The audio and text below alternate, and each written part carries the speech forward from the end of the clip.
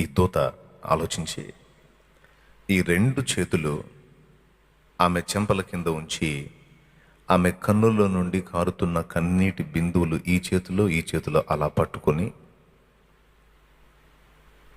ఆమెకు ఏమాత్రం అర్థం కాకుండా ఆ కన్నీటిని అలా తీసుకొని అలాగ దేవుని సన్నిధికి వెళ్ళాడట.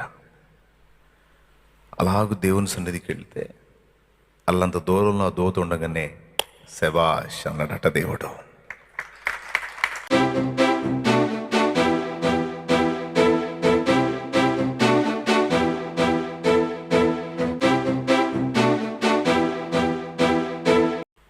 భూమండలం అంతటి మీద శ్రేష్ఠుడు మానవుడు గనక మానవ సమాజంలో వెతుకుతాను, నాకేమన్నా దొరుకుతాయేమో అని మధ్యరాత్రి వేళ అంత నిశ్శబ్దంగా నిద్రపోతున్న నిశీది వేళ మనుష్య సమాజం మధ్యలో తిరుగుతూ ఉన్నాడట ఒక దూత. తిరుగుతూ ఉంటే అందరూ ఆదమర్చి నిద్రపోతూ ఉన్నారు. అలా ఒక్కొక్క ఇల్లు చూసుకుంటూ వెళ్తూ ఉంటే ఒక ఇంటి దగ్గరకు వచ్చేటప్పటికి ఆ ఇంట్లో నుంచి ఏడుపు వినపడతా ఉందట. ఓ తల్లి ఆ మధ్యరాత్రి వేళ లోకమంతా హాయిగా ఆదమర్చి నిద్రపోతున్న వేళ ఈ తల్లి మూలుగులతో కన్నీళ్లతో రోధిస్తూ ఉందట. దేని గురించి రోధిస్తుంది అంటే అనేక సంగతులు, తన యొక్క జీవితాన్ని గురించి, తన సమస్యల గురించి కాదు, తన సమాజం గురించి, తన ప్రజల గురించి, ఆత్మల గురించి, ఇంకా రకరకాలుగా అంతా అనేక మంది ప్రజల గురించే తను దుఃఖపడతా ఉంది, ఏడుస్తూ ఉంది. అందరూ హాయిగా నిద్రపోతుంటే ఈమెకి ఎందుకు ఈ పని? నిద్ర లేకపోతే మనిషికి ఆరోగ్యం దెబ్బతింటుంది. టయానికి ఆహారం, టయానికి నిద్ర తప్పనిసరిగా మనిషికి అవసరం ఈ శరీరానికి. ఇంత రాత్రి వేళ బాగా ఖచ్చితంగా నిద్రపట్టేటువంటి టైం ఇది. ఈ టైంలో ఈమె మేలుకొని ఇంతగా దుఃఖపడుతుంది అని ఆలోచించి అదృశ్య రూపంలోనే ఉన్నాడు. ఆమె రకరకాల సంగతులను గురించి మొర్ర పెడతా ఉంది, దేవునికి ఏడుస్తూ ఉంది. మరొక దూతం ఎక్కడెక్కడో తిరుగుతున్నాడు, ఇంకా ఏదన్నా తీసుకెళ్తామని. ఈ దూత అదృశ్య రూపంలోనే ఉన్నాడు కదా, భారంగా ప్రార్థన చేస్తూ ఉంది. ఈ రెండు చెంపల మీద తన కన్నీళ్ళు అలా కారిపోతూ ఉన్నాయి. దేవా దృష్టించు నాయనా అని అనేక సంగతుల గురించి ఏడుస్తూ ఉంది.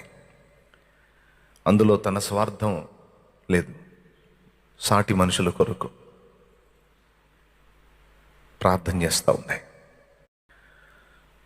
అప్పుడు ఈ దూత ఆలోచించి ఈ రెండు చేతులు ఆమె చెంపల కింద ఉంచి ఆమె కన్నుల నుండి కారుతున్న కన్నీటి బిందువులు ఈ చేతిలో అలా పట్టుకొని ఆమెకు ఏమాత్రం అర్థం కాకుండా ఆ కన్నీటిని అలా తీసుకొని అలాగ దేవుని సన్నిధికి వెళ్ళాడట.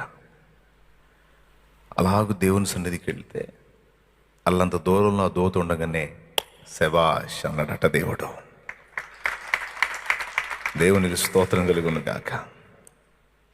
శబాష్, సరిగ్గా ఆలోచించావు నాయన. నువ్వు అనుకున్నది నిజమే. భూమండలాన్ని నిర్మించిందే నా బిడ్డల కోసం. నా బిడ్డల విషయంలో నేను చాలా తీవ్రంగా ఉంటాను. నా బిడ్డల విషయంలో నేను చాలా పట్టింపు కలిగి ఉంటాను. ముఖ్యంగా వాళ్ళు దుఃఖపడితే నేను తట్టుకోలేను. వాళ్ళ కన్నీళ్ళు నాకు చాలా విలువైనవి.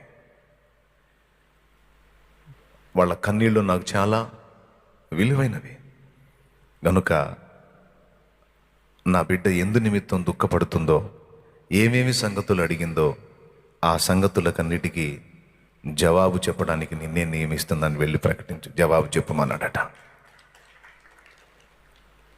ప్రియులారా,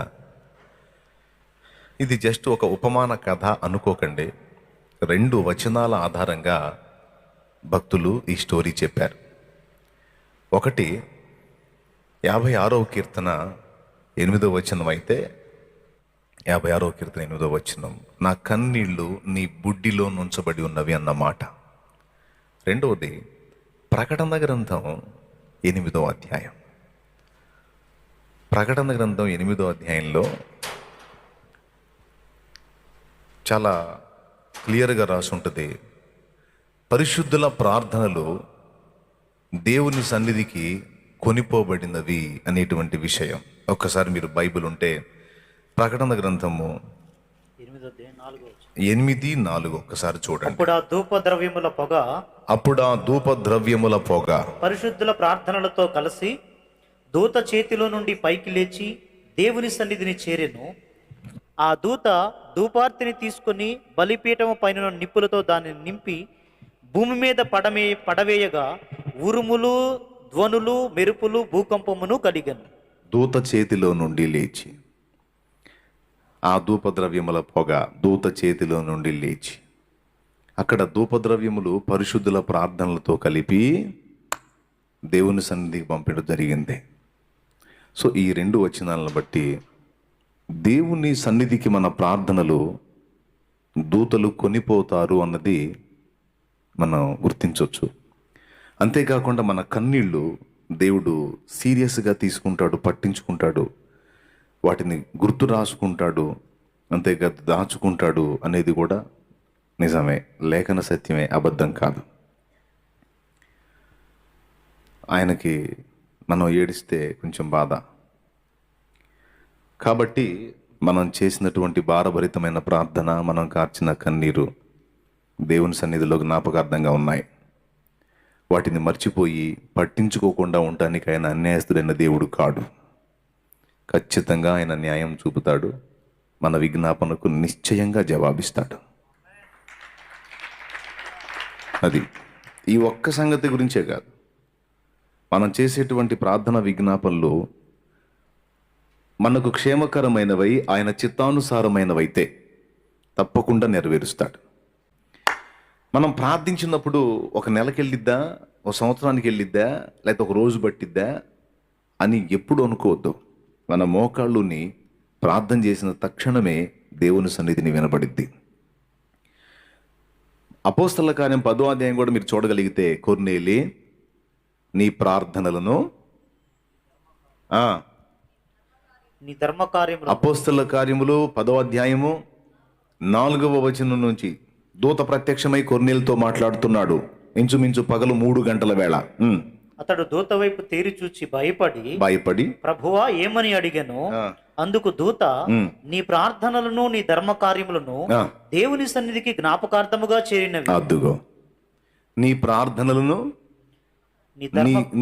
నీ ధర్మ కార్యములను దేవుని సన్నిధికి జ్ఞాపకార్థంగా చేరినవి. నువ్వు విజ్ఞాపన చేశావు, వచ్చింది. నువ్వు అనేకులకి చేసినటువంటి మంచి పనులు ఏవైతే ఉన్నాయో, మేలులు, అవన్నీ కూడా దేవుని సన్నిధికి వచ్చినాయి. అయితే ఈ మంచి పనులను బట్టి నువ్వు నిత్య జీవానికి రావు. ఈ మంచి పనులను బట్టి నువ్వు నిత్య జీవానికి రావు.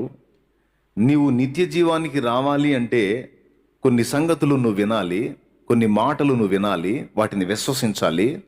అప్పుడు నువ్వు అక్కడికి చేరగలుగుతావు. కాబట్టి నీవు నిత్య జీవము చేరున్నట్లు ఆ మాటలు నీకు చెప్పటానికి సీమోను పేతురు అనే వ్యక్తి ఉన్నాడు. ఆయన ఫలాని ప్రాంతంలో దిగున్నాడు. అక్కడికి మనుషుల్ని పంపి నీ దగ్గరకు ఆయన ఆహ్వానించు. ఏ మాటల చేత నీవు రక్షణ పొందుదువో ఆ మాటలు అతడు నీకు తెలియజేయును అన్నాడు దేవుడు. సో కొర్నేలి ప్రార్థించిన వెంటనే దేవుని దగ్గరికి ఆ ప్రార్థనలు చేరినాయని అపోస్తల కార్యంలో సాక్ష్యం ఉంది. కాబట్టి భక్తులు ప్రార్థించినప్పుడు వారం, నెల, సంవత్సరం అక్కడికి చేరేదానికి టైం తీసుకోవద్దు. ప్రార్థన వెంటనే చేరిద్ది. కాకపోతే ఆన్సర్ వచ్చేటప్పటికీ ఆయన సంకల్ప ప్రకారం, ఆయన టైం ప్రకారం, ఆయన నిర్ణయ కాల ప్రకారం ఆన్సర్ ఇస్తాడు. మనం అడిగింది తక్షణమే ఇవ్వాల్సిందైతే వెంటనే ఆన్సర్ ఇస్తాడు. కొద్దిగా టైంలో ఇవ్వాల్సి ఉంటే టైం తీసుకుంటాడు. కొన్ని ప్రార్థనలకి కొంచెం కాలం, కొన్ని ప్రార్థనలకి దీర్ఘకాలం, కొన్ని ప్రార్థనలకి మనం వెళ్ళిన తర్వాత కూడా జవాబు వస్తుంది. విచిత్రం. ఒక్కటి మనం గుర్తుపెట్టుకుంటే చాలు, మనం దేవుని దగ్గరకు చేరిన మన ప్రార్థనలు దేవుని దగ్గర జ్ఞాపకార్థంగా అలానే ఉంటాయి. మనం ఉన్నప్పుడు కొన్నిటికి జవాబు ఇస్తాడు, మనం అడిగిన క్షణానే ఇస్తాడు. కొన్ని ఒక రోజులో ఇస్తాడు, వారంలో ఇస్తాడు, 2 రోజుల్లో ఇస్తాడు, నెలలో ఇస్తాడు, సంవత్సరంలో ఇస్తాడు. అబ్రహాంకి 25 ఏళ్ళకి ఇచ్చాడు. ఆ యొక్క అవసరతను బట్టి, ఆ స్థితిగతులను బట్టి, నిర్ణయ కాలాన్ని బట్టి. కొన్ని ప్రార్థనలకైతే, భక్తులు చేసిన ప్రార్థనలకి, ఒక భక్తుడు తను దాదాపు 40 సంవత్సరాలు దేవుని పరిచర్య చేశాడట. అన్ని సంవత్సరాలు తనకు దేవుడు జ్ఞాపకంలో తెచ్చిన ప్రతిసారి తన స్నేహితుని గురించి ప్రార్థన చేశాడంట. చాలామందిని అతని రక్షణలో నడిపించాడు. ఒక స్నేహితుని కోసం దాదాపు అనేక సంవత్సరాలు ప్రార్థన చేశాడు, కానీ అతడు మారలేదు. ఈ దైవజనుడు కన్ను మూసేటప్పుడు అక్కడ ఉన్నటువంటి సమీపస్తుల్ని పిలిచి, ప్రభు నన్ను పిలుస్తున్నాను, నేను వెళ్ళిపోతున్నాను. దేవుని కృపను బట్టి నేను చేసిన చాలా ప్రార్థనలకి నేను జవాబు పొందాను, చాలా ప్రార్థనలకు నేను ఆన్సర్ పొందాను. దేవుడు నాకు నేను అడిగిన న్యాయమైన ప్రతి విజ్ఞాపన ఆలకించి జవాబిచ్చాడు. ఒక్కడు మిగిలిపోయాడు. నా స్నేహితుడు ఫలానా పేరు కలిగిన వాడు ఒక్కడు మిగిలిపోయాడు. ఆ ఒక్కడు కూడా రక్షణలోకి వస్తే నేను ఎంతో సంతోషించి ఉండేవాడిని. కానీ అతను ఇంకా ప్రభువుని తెలుసుకోలేదు. తెలుసుకుంటే నేను ఉండే స్థలానికి అతడు వస్తాడు, లేకపోతే నరకాగ్నికి వెళ్తాడు. గనుక నేను చనిపోయాను, నేను కన్ను మూసాను అనే వార్త అతనికి తెలిస్తే తప్పకుండా నన్ను చూడటానికి అతను వస్తాడు.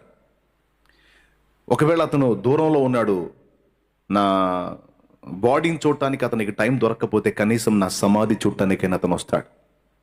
అతని పేరు ఫలానా అని చెప్పి, ఇంతకీ నేను కన్ను మూసిన తర్వాత నన్ను సమాధి చేస్తారు కదా, ఆ సమాధి మీద ఒక సమాధి పలక పెడతారు కదా, దాని మీద ఏం రాస్తారు అని అడిగాడు. ఏం రాస్తామయ్యా, మీ పేరు, పుట్టిన తేదీ, కన్ను మూసిన తేదీ, దేవుని వాక్యం, అంతే కదా, ఎవరికి రాసినా అన్నాడు అక్కడ ఉన్నటువంటి వాడు. అప్పుడు ఆయన అన్నాడు, అవి రాయకండి. మరేం రాయాలి అంటే, నా ఫ్రెండ్ పేరు రాయండి, అతను ఎవరి కోసం అయితే ప్రార్థన చేశాడో ఆయన పేరు రాయమన్నాడు.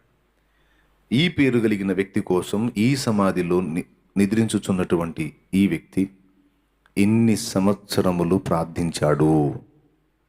ఆయన కన్ను మూసేటప్పుడు కూడా ఈ వ్యక్తి యొక్క రక్షణ గురించే పరితపించి కన్ను మూసాడని రాయండి అన్నాడు.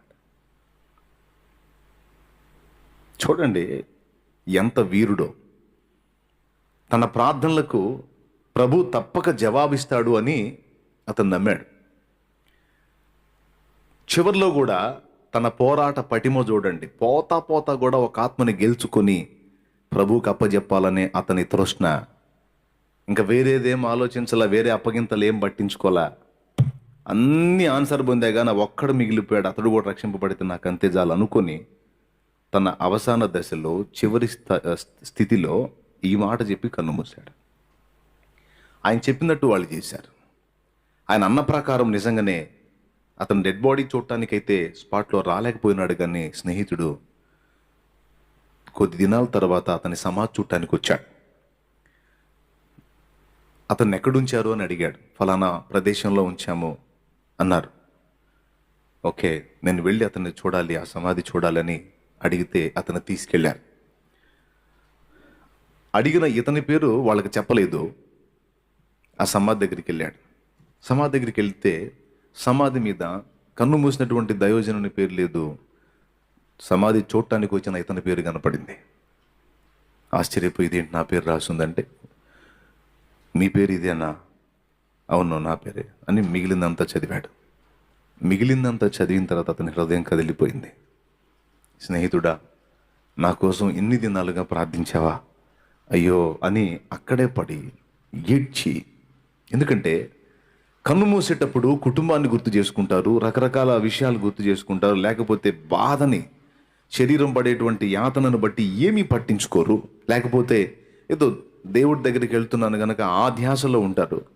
కానీ నన్ను ఇంతగా ప్రేమించావా, నా కోసం ఇంత పరితపించావా, అయ్యో నేనెంత కఠినత్వుణ్ణి, నేనెంత పాషాణ హృదయుణ్ణని అతను గాయపడిపోయి పశ్చాత్తాపడిపోయి మారు మనసు పొంది దేవుని పాత్రగా మారి ఆయన వదిలిన సేవ, ఇతడు జీవించిన జీవిత కాలంలో ఆయన కొనసాగించటం జరిగింది. దేవునికి స్తోత్రం కలుగునుగాక. హల్లెలూయా. ప్రార్థన